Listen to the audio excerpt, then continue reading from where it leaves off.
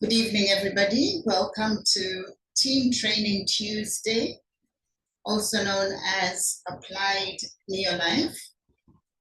And today we would like to address a topic, and I'll put it right at the beginning of the month, because in the past few weeks we were doing getting back to basics. So I thought this would be also a way of getting back to basics. And we would like to talk about ladies beyond the age of 12 years old and why it is important to know about hormonal health. From menarche, in other words, when they begin their periods, all the way. So for many years, it is important. My name is Esa Zanambasi. I'm a medical doctor by training. The name of my brand is Simply Healthier. And what I like to do is to help all of us to shift focus from sickness to wellness. And the power of choice is such that wise people are always learning, always listening for fresh insights. So I thought this might be an opportunity to hear some fresh insights. So to talk about hormones, the endocrine system is a system that comprises of glands that produce hormones, which are really the body's way of communication and giving information. The key glands are the pituitary, the thyroid and parathyroid, the pancreas, and the ovaries and testes. And then the challenge is that hormones can get really out of balance, and then there will be symptoms that are manifest. And one imbalance often leads to others being imbalanced as well.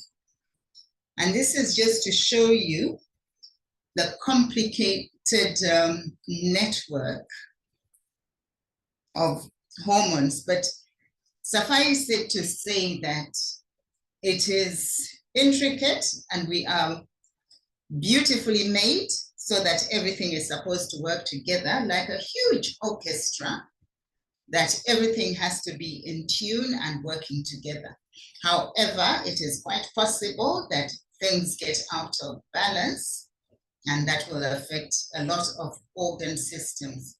So this picture just shows you the master gland called the pituitary, which is governed by internal and external stimuli from the brain and the environment and the way we think, okay? But then it impacts on all those organs as you see them. So I want to use the thyroid as an example. And one could ask, how and where does the creation of thyroid hormones begin? And it begins deep within the brain. And I've described that set of glands called hypothalamus, pituitary, thyroid, adrenal, and the gonads, the ovaries and testes. So all those have to be working together to produce the hormones as required.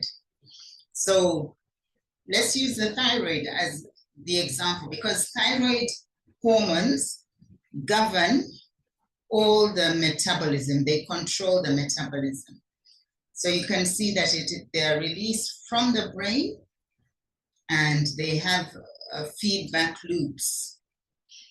But now I have a question. Have you wondered at the rise in a lot of disease conditions, such as anxiety and depression or other mood disorders, such as digestive disorders and actual physical sicknesses?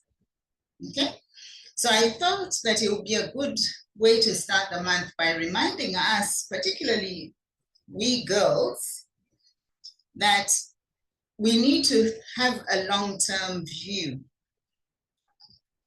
how we live our life should have that in mind, long term, remembering that all along from the age, I've put it at 12, it could be earlier, it could be later, but all the way through to menopause, when things decline and stop working as they used to in the earlier years. So we need to learn to ask ourselves a good question, and that is always seek knowledge. What hurts you? What harms you? And how can you make it better? So again, back to the thyroid, any dysfunction of the thyroid can lead to all sorts of challenges. And we see these and often take just the symptom off to the doctor or how we are feeling, but we often forget to put it into context. So I thought this would be a good way of putting it into context. That let me take an example of severe premenstrual syndrome. That is something that we want to discuss this evening, or irregular menstrual periods, or even constipation, or heart palpitations and tremors, or sleep disturbances and weakness and anxiety and nervousness. You know, we need to learn early to put it into context. And I hope this will go some way to doing that. So again, as an example of the thyroid, an important test to check thyroid function is that hormone that is released by the pituitary, called the thyroid stimulating hormone. And if there are fluctuations in the level, if there is a high level of TSH, the thyroid stimulating hormone, it means that the thyroid is requesting for more stimulation because it is malfunctioning. And that might be one of the things that one can look out for, because a tiny drop in thyroid function will register as an increased amount of that hormone being churned out by the pituitary. Okay, so that is our example. So put everything else into context as we discuss the particular challenges that we have as women. Now, the important thing to always remember is that we have the power to choose. And so hormones can be controlled according to how we choose our lifestyle to be and how we manage our weight. So the 7 keys to good hormonal health, it isn't easy. It is quite straightforward, but it is not easy. These are they: regular exercise, adequate and nutritious food, and of course, sunlight, and getting off electronics. But in this day and age, we are always surrounded by electronics. And then proactively bringing down chronic stress. One has to be very intentional. One that we talk about a lot is to get enough sleep. And another that we talk about a lot that we will discuss is get rid of toxic chemicals in your environment. And of course, that is something that you can choose as well. Now let's look at the common symptoms of hormonal imbalances. There are many, and I want to zero in again on what we girls experience. Changes in menstruation. Instead of them being irregular, they might be irregular, erratic, and much heavier than you would want, leading to other complications like anemia. And then changes in bowel habits. And then unwanted changes in libido, temperature regulation, sleep disorders, persistent fatigue. You might have people complaining of mood disorders, feeling anxiety and depression and general unhappiness and grumpiness.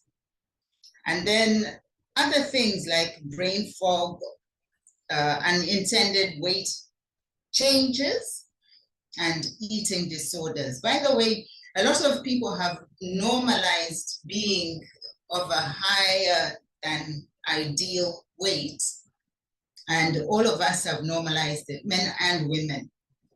So you will soon find that it is one of the hallmarks of hormonal imbalances. So this is a neat little picture of the womb and the ovaries, and that is our topic today, because we as girls are charged with the responsibility of bringing forth babies. But then the men also participate, obviously. But let's talk about our cycle, because we are governed by a cycle. And if that cycle is respected and the hormones that are fluctuating during that cycle are also respected, we will be much healthier, okay? So we've already said that the brain controls a lot of what goes on, and that means that inputs into the brain and the thoughts and the stress levels, okay? So the hypothalamus talks to the pituitary gland, which then releases hormones. And this is just a diagram of a menstrual cycle. And if all is going well, the ovary will mature.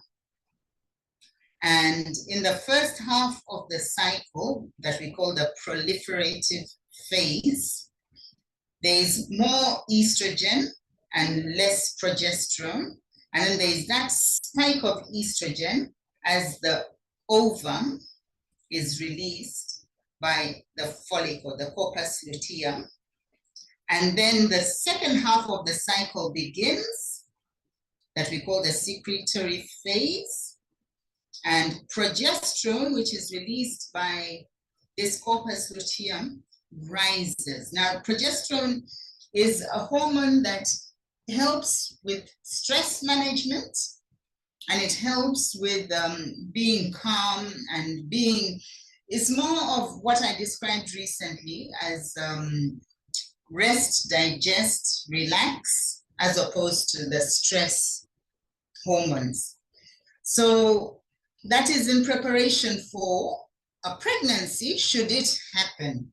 But if it doesn't, then the corpus luteum will shrivel and dry up, and the progesterone will drop off, and that will herald the onset of menstruation. And then the cycle will start again. If, however, pregnancy happens, the corpus luteum continues to produce progesterone, which simply is translated as that hormone that promotes gestation, okay, progesterone. And then the placenta will take over the production of progesterone and estrogen. So the natural cycle is important. And this is the point of this particular presentation. In order to have a well-functioning natural cycle, the body requires optimal nutrition in order to avoid challenges such as menstrual irregularities, acne, obesity, eating disorders, and other disorders such as behavioral or mental or psychological. And we have again recognized that premenstrual syndrome that happens in the second half has become normalized. But when you think carefully about it, it may be due to deficiency in progesterone, as I've just described. And so some people call it the premenstrual dysphoric disorder or dysphoria disorder. And we need to now start conscientizing our young girls, particularly pre-teenager and teenager, early teenager, about the link between food and good skin, food and mental and physical strength, and discourage them very actively from the junk food culture that seems to be taking over the world. Okay? Then the other thing that we need to educate a lot is for them to know when and if ovulation has happened or is happening. And there are ways of getting to know how the body changes that can be taught. Things like the temperature, the change in the cervical mucus, all those. It is important to know all these things, and we need to be teaching our young girls and we older people as well how important it is. And I'll explain why.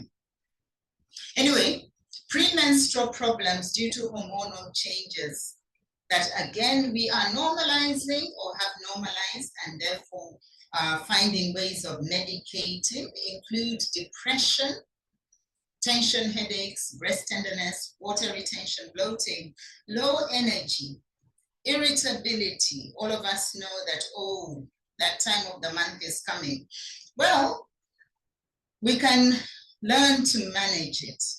Okay, and then of course, craving sugars and high carbohydrate foods. It happens to most of us, but the point is that we need to become more conscious of it and become more aware. Now, let's talk about estrogen dominance and progesterone deficiency. Excess exposure to estrogenic compounds that can be found in meat, in dairy products, pesticides, various food packaging, some personal and home care products, and of course the birth control pills, and for the older women, hormone replacement therapy,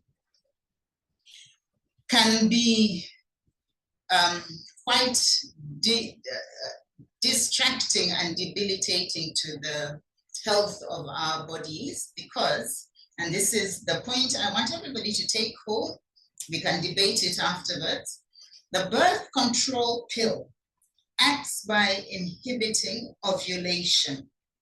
And from what I've already shown you, if there has been no ovulation because it is inhibited, it means that that corpus luteum or that sac will not produce progesterone.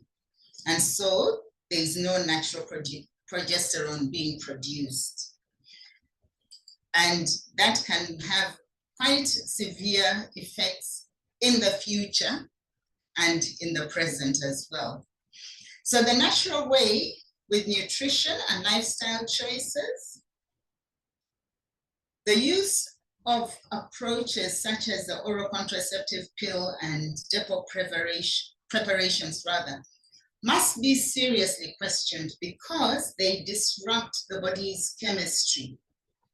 So I hope you're beginning to answer that question of, have you ever wondered why there's a rise in a few conditions that we are seeing in modern day life?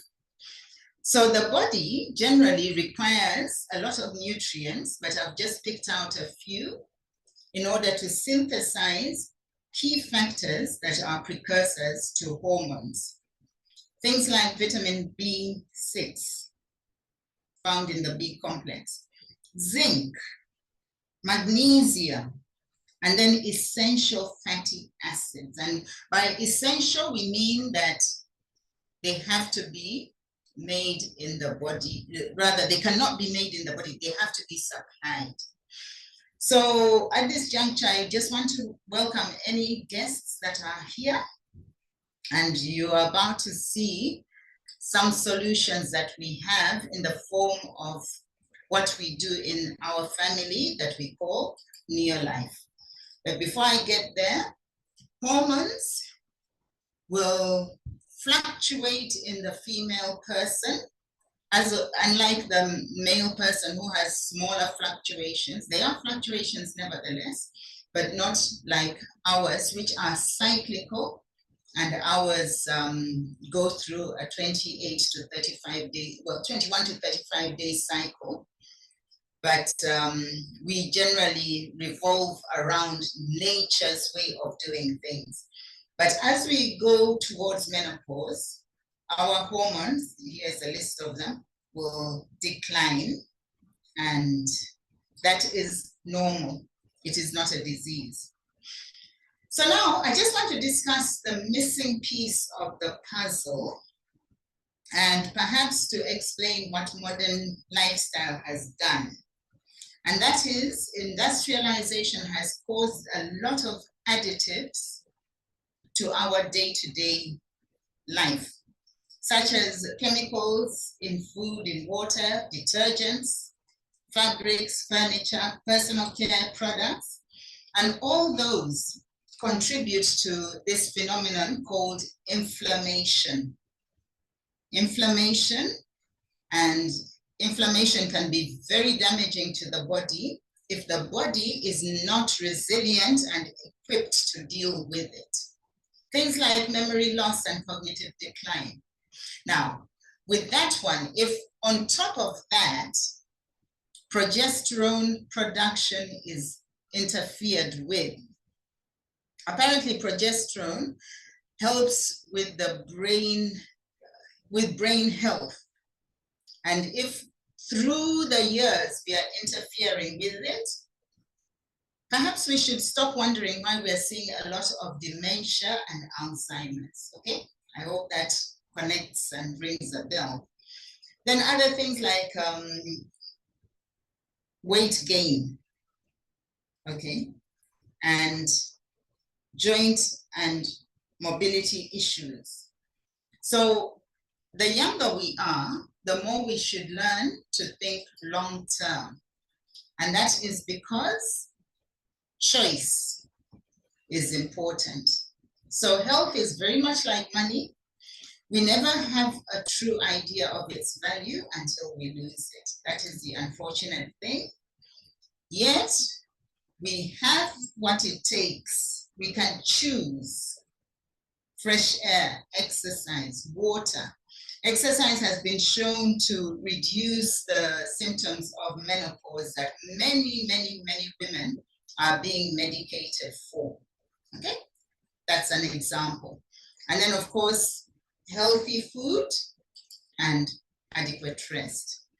So it has been said time and again that good nutrition can help lower risk for many chronic diseases, including heart disease, stroke, and some cancers, diabetes, and osteoporosis. And it is increasingly being linked that insulin resistance and pre-diabetes and ultimately diabetes, and all the challenges with menopause, and prior to that, things like premenstrual dysphoric disorder and premenstrual tension and or syndrome and other conditions are as a result of poor blood sugar control. And so we need to always connect these dots, always connect the dots. Okay. So let's just carry on. And that's what we mean. Keep food originally, rather as original as possible, as fresh as possible, largely plant-based, so that you are avoiding all those things that we've mentioned, all the estrogenic factors that can be found in the food supply. So it's time for action, and we need to understand that, yes, a lot of times we do need to supplement. We seriously need to supplement, but who can we trust is the question, okay? Because there are lots and lots of supplements out there, and so if there are guests here we want to introduce you to what Neolife has prepared for us. And first, I want to introduce the Scientific Advisory Board. This is a board of scientists that research and develop everything that we have and make sure that it is human natural and it works at a cellular level. And they're the ones that teach us that disease prevention has to be on the pillars of weight management, physical activity, and a diet that is rich in whole food nutrients that are found in whole grain and fish and all those good things that we need, fresh fruits and vegetables. Right. So yes, it is true that you are what you eat, and in your life, this is what we say, that we need to do adequate exercise and eat very little fats and sugars, and when we do, they have to be of the right quality, and eat vegetables and whole grain. It's difficult, however, so what we are proposing is to understand that disease doesn't just happen. If we choose wisely, we can avoid the inevitable slip into the tired and sick zones. And what has been happening, spending a lot of time on chronic medication. And if we can avoid that, we will find that our cells will be healthy because we'll be supplying them with the right nutrients. And now we would like to introduce the foundation to enhance energy and nutrient utilization that works at a cellular level. And it makes sure that by cellular nutrition, we have what we need. And when should we begin? We should begin as early as possible. Even the children's nutrients that we have Vita Squares. But because we are talking about ladies and challenges of premenstrual problems, I just want you to connect all the pieces together to see that by supplying the body with adequate nutrition, one goes a long way into addressing that challenge. So TreaNN is found in this synergy of products called Pro Vitality, and the top two, the whole grain and the omega-3 salmon oil, are essential fatty acids. They must be supplied. And then the carotenoids protect and also have their own role. And of course, we need vitamins and minerals. But the hormone health starts right here with TreaNN. So if there is just one thing that can be afforded initially, that will be TreaNN. And then you can build on it.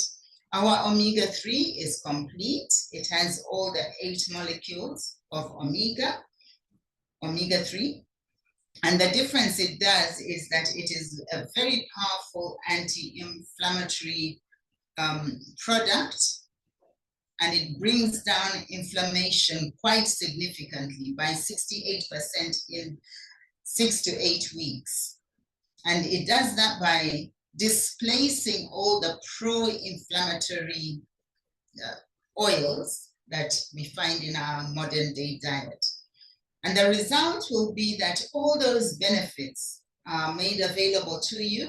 But the one I want to emphasize is emotional health. We have seen that in the premenstrual syndrome and premenstrual dysphoric disorder, where one can be very, very mood disordered indeed.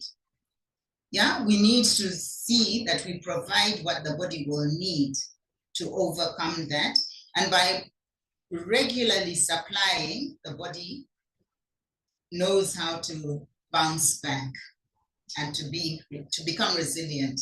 And then, of course, we have the need to control blood sugar, because that up and down blood sugar, the yo-yo-like response, and therefore all the hormones, the chief one being insulin, that becomes disordered, affecting all the other hormones, can lead to so much stress that the premenstrual and the whole cycle can become very erratic and disordered. So that is another point to always remember, that with our shake, all the 22 amino acids, but you don't have all the unpleasant things that can make matters worse, such as high fructose corn syrup. There are no preservatives. There's no saturated fats or hydrogenated fats, and everything is safe to use and to control the hormones. And yes, we need minerals too, and it has been shown that magnesium is very important. Calcium is also very important. Other vitamins that are required, we will discuss them, but vitamin D, this is a wonderful product that gives us everything together, CalMag with vitamin D. And because it is chelated, it is very well absorbed, and it is not irritating at all to the stomach, and it gets to work quickly to help us with maintaining our bone structure. Because one of the things about the long-term view of hormones and hormonal health is that you want to maintain good bone density, and you need to avoid as much as possible osteoporosis, because that is one of the things that is causing a lot of debilitation and disease in the more older woman. And it begins early. One has to lay down a good foundation early. And this is all part of hormonal health. Now, zinc is increasingly being shown to be important in supporting the premenstrual syndrome, and it can even help with reducing painful periods, apart from the fact that it will maintain healthy skin and hair in addition. Okay, we always talk about zinc in prostate health, but I want to encourage us girls not to leave it off, but to use it as well. And then the B vitamins, very, very important in hormonal health, and they will ensure that your hormones can be as even and as well controlled as possible, so that even when you have that premenstrual syndrome, the availability of the B vitamins, particularly B6, will ensure that the hormones are made. And if you are not disrupting your progesterone production with xenoestrogens that are found in the contraceptive pill, I know a lot of women will argue with me on that one, but if you are not doing that, then you'll find that in the long run, your mood and your mental health and your brain health will be better preserved. And then yes, bridge those gaps. Vitamin C and the flavonoid is important as well, as is cruciferous, because it enhances stable, healthy estrogen balance. And now we can talk about the feminine herbal complex, important for emotional health. It will lift low mood and help with vitality. It will calm down the anxiety that happens and the irritability that happens as well. Now, we mentioned toxic chemicals and the fact that all of us have the power to choose what we clean our houses and our offices and our homes with. And I just want to say that even the skin can be given the privilege of non-toxic, very, very effective and highly economical products that we have in this family called, the product range is called Nutrients and Nutrients Organic. But yes, the washing powder is a must. Please change your cleaning products so that your hormonal health can be enhanced. And so, girls, for those of you who are here and for the guests, yes, this is a new month, the beginning of the second quarter of 2024. I wish you everything of the best. I just hope that your goals were reached, and as we go for the second quarter, may we all keep our hormones healthy, men and women, and keep saying that we must share what we've got, because what we do have is worth sharing. And that's what New Life has given us. Thank you, and I'm going to stop.